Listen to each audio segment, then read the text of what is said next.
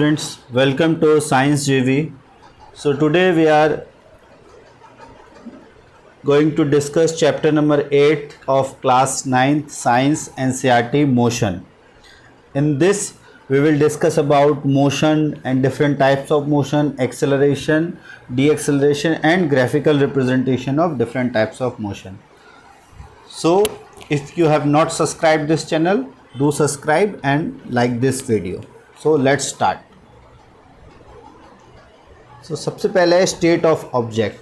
So there are only two states with regard to motion. There are only two states of an object. Either an object is in rest state, that is it is not changing its position with respect to time, या with respect to a reference point. If an object is not changing its position, it is said to be in rest state.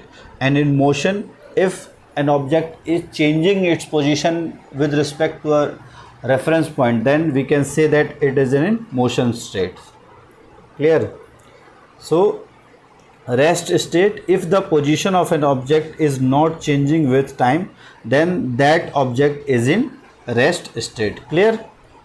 जैसे अगर आप बैठे हो, आपकी position change नहीं हो रही है ना कि टाइम के साथ, तो आप that means you are in rest position. Okay. Now motion, if the position of an object changes with time, कि अगर आपके पोजीशन किसी भी ऑब्जेक्ट की वो टाइम के साथ चेंज हो रही है, then that object is in motion state और moving state. Clear? So there are with respect to position there are two state like rest and motion. If the position of an object is not changing with time, it is said to be in rest, and if it is changing with time, it is said to be in motion state. Now physical quantity. Physical quantity are those quantity, there are basically 7. How many physical quantity? 7 physical quantity, and every quantity is written in two parts. First the magnitude of the physical quantity, and then write the unit of the quantity, like magnitude per unit. तो कोई भी आप physical quantity, total 7 physical quantity होते हैं, और उसमें physical quantity, कोई भी जो physical quantity है वो इन्हीं से derived होते हैं. These are derived from these basic 7 physical quantity. They are known as fundamental physical quantity. For example, length, the SI unit of length is meter. Time, second. Mass, kilogram. Temperature, Kelvin. Amount of substance, that is mole. Electric current, ampere. Luminous intensity, candela. So these are 7 physical fundamental quantities, and every other quantity that is either derived from this or combination of two or more physical quantities. So now physical quantities can be divided into two parts. One is scalar quantity and another is vector quantity. Scalar quantity is if the physical quantity which requires only magnitude to describe them and there is no need of direction are known as scalar quantity. तो ऐसे physical quantity जिसको सिर्फ magnitude की ज़रूरत है, जैसे अगर आपको temperature के बारे में बताना है तो temperature के लिए वैल्यू की इम्पोर्टेंस है, उसमें डायरेक्शन का कोई रोल नहीं है. ठीक है? तो इसी तरह से डिस्टेंस जब आप बताते हो, डिस्टेंस होता है एक्चुअल पाथ कवर्ड, उसमें डायरेक्शन का कोई इम्पोर्टेंस नहीं है. तो कुछ स्केलर क्वांटिटीज़ है like distance, speed, time, volume, area, density, work, energy, power, temperature. All are example of temperature, pressure. All are example of physical quantity that requires only magnitude and they are known as scalar quantity. तो scalar quantity के ये examples है. अब next है, अगर direction के कारण उसकी properties में change आए, that physical quantity is known as vector quantity. The physical quantities which requires direction as well as magnitude to describe them, कि जिनको direction के साथ साथ magnitude की भी ज़रूरत होती है और direction change होने से उनके magnitude पे भी असर पड़ता है. Those physical quantities are known as vector quantities, like displacement. अब displacement होता है shortest path, so shortest path आप किसी direction के along ही देख सकते हो. Velocity, it is displacement upon time, so it is also, if displacement is vector quantity, velocity is also vector quantity. If velocity is is vector quantity, then acceleration is also vector quantity. Now force is equal to mass into acceleration. So if force is also dependent on direction, so these are example of vector quantities. Clear? Now distance. What do you mean by distance? So distance is the length of actual path traveled by an object known as distance covered by an object. For example, अगर एक object है, अगर मान लो वो A है यहाँ पे, और यहाँ से इस पॉइंट तक गया, फिर यहाँ तक गया, यहाँ से B और फिर यहाँ C तक गया, तो इसके लिए डिस्टेंस अगर ये 3 किलोमीटर है और ये 4 किलोमीटर है, तो ये डिस्टेंस टोटल कवर्ड होगा 3 + 4. So distance is equal to 7. 3 + 4. Actual distance covered. Actual path traveled by an object is known as distance covered by an object, and it is a scalar quantity. Means ये direction पे depend नहीं करती. Now displacement. It is the shortest distance traveled between initial point to the final point of the path traveled by an object is known as the displacement of that object. जैसे अगर पिछला वाला example देखें तो इसमें ये A से B और फिर C, तो ये 3 और ये 4 किलोमीटर्स थे, तो शॉर्टेस्ट डिस्टेंस जब हम देखेंगे A और C के बीच, तो ये कितना हो जाता है 5. सो डिस्प्लेसमेंट इस केस में हो जाता है 5 because it is the shortest path, and 3 + 4 7 is distance, and since it is dependent on direction, so it is also a vector quantity. Clear? Now you can easily distinguish distance and displacement. So first you have to write down the definition of that. The distance is length of actual path traveled by an object is known as distance, and the shortest distance traveled between initial point to the final point of path traveled by an object is known as displacement. Second, distance is a scalar quantity, means it does not depend on the direction. Displacement is a vector quantity. Distance cannot be 0, displacement can be 0 and can be negative also. So distance fourth, if you are required to write fourth point, you can also write distance cannot be negative, displacement can be negative depending upon direction. So these are 3-4 differences, and it is very important for your exam. Clear?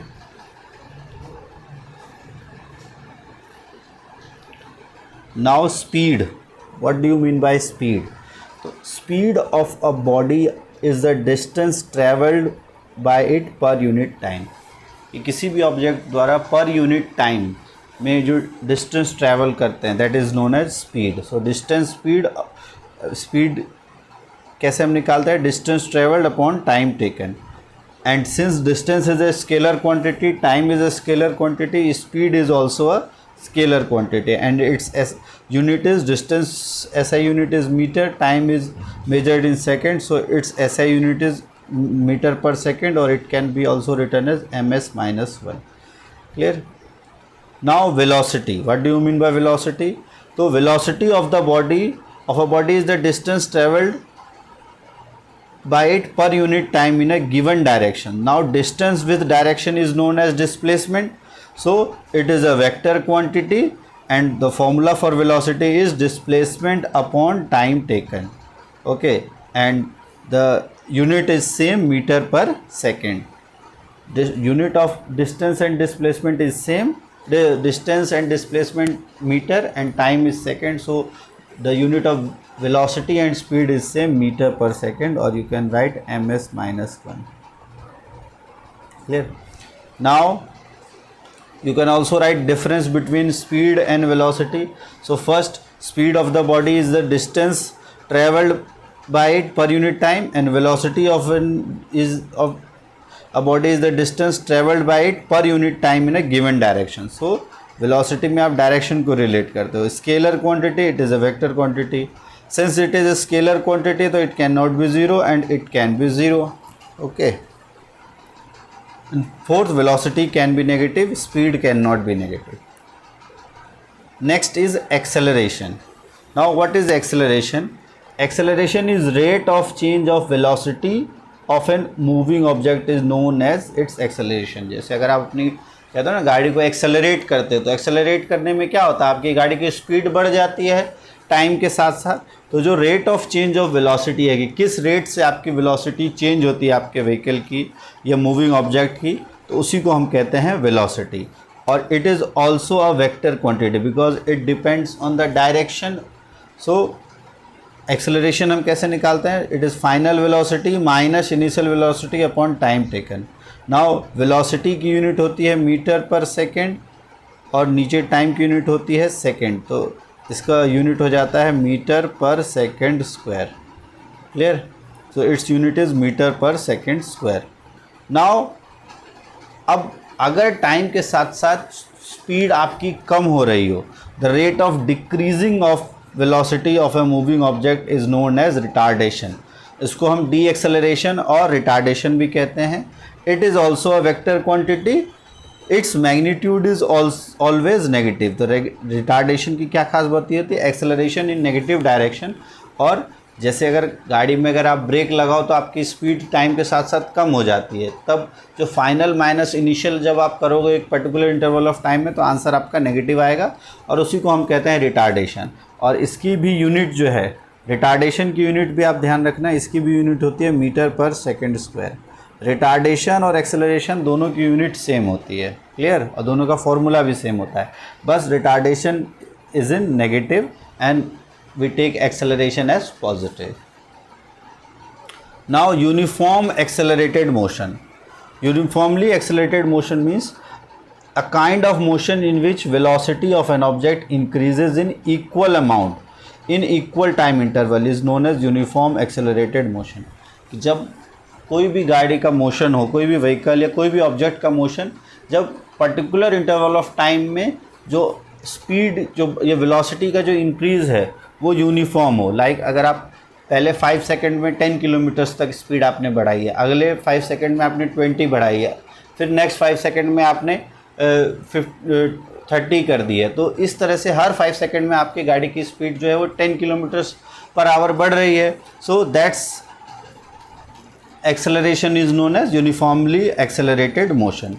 That motion is known as uniformly accelerated motion, and this kind of motion in which velocity of an object increase in equal amount in equal interval of time is known as uniform accelerated motion. Clear? Now equation of uniformly accelerated, अगर कोई object uniformly accelerate कर रही है तो उसके 3 equation of motion होते हैं। पहले इसकी डेरिवेशन भी थी, अब नहीं है, इसको बस आपको फॉर्मूला इस्तेमाल करना और इससे रिलेटेड क्वेश्चंस आपको करने हैं। फर्स्ट है v is equal to u plus a t, जहाँ u है, v है आपका final velocity, this is final velocity, final velocity, u is initial velocity, u is initial velocity, a is acceleration, t is time. So first equation is v is equal to u plus at. Similarly s is distance or displacement, ut, u is initial velocity, t is time, half at square, a is acceleration, t is time. So second equation of motion is ut plus half at square, and third is v square is equal to u square plus 2as, or it can be also written as v square minus u square is equal to 2as. so ये आपका third equation of motion है। तो equation of uniformly accelerated motion first, second and third, तो ये तीनों से आप अगर आपको वैल्यूज़ गिवन है तो उससे आप आंसर निकाल सकते हो। इसमें v का मतलब होता है फाइनल वेलोसिटी, u का मतलब होता है initial velocity, a is acceleration, t is time, s is displacement और distance. Now distance time graph, ये बहुत इंपॉर्टेंट है आपके एग्ज़ाम पॉइंट ऑफ व्यू से, और ये एग्ज़ाम में इससे रिलेटेड क्वेश्चंस 100% आएंगे ही आएंगे। So distance time graph, a graph which shows the distance travelled by an object with time is known as distance time graph. कि ऐसा ग्राफ जिसमें टाइम के साथ साथ डिस्टेंस कितना ट्रैवल हो रहा है उसको हम देखते हैं। और slope of distance time graph means distance upon time, या स्लोप ऑफ डिस्टेंस टाइम आपको ग्राफ क्या रिप्रेजेंट करता है, स्पीड और वेलोसिटी ऑफ एन ऑब्जेक्ट।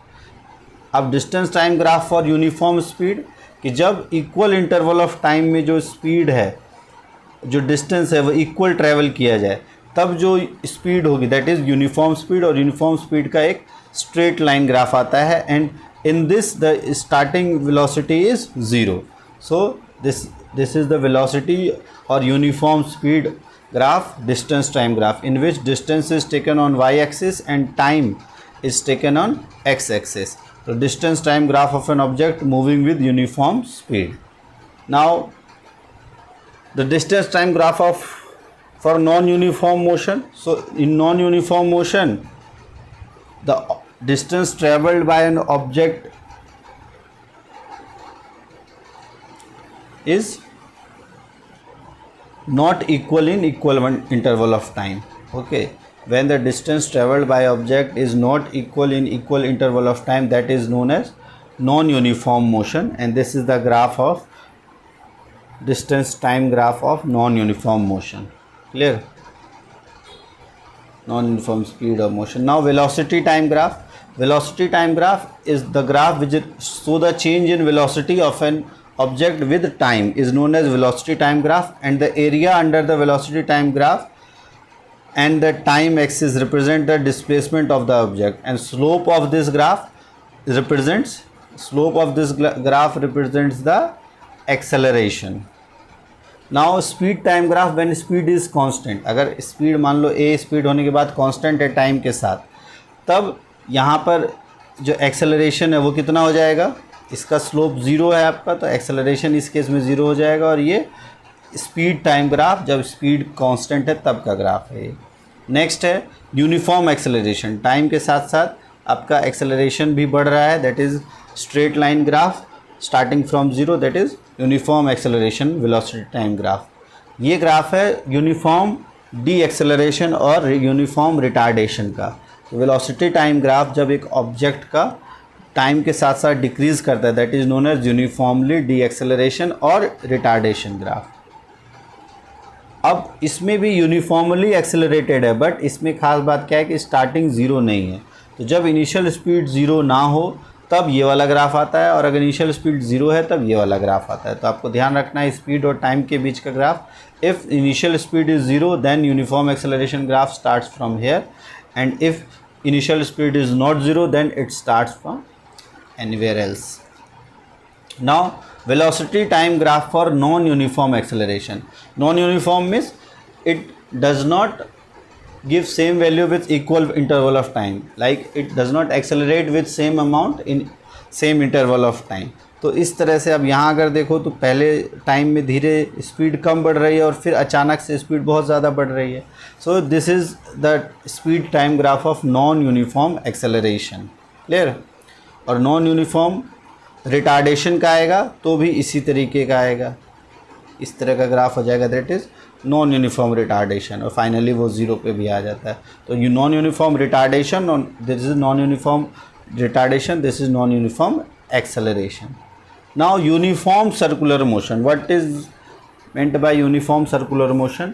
तो if an object moves in circular path with uniform speed then its motion is known as uniform circular motion।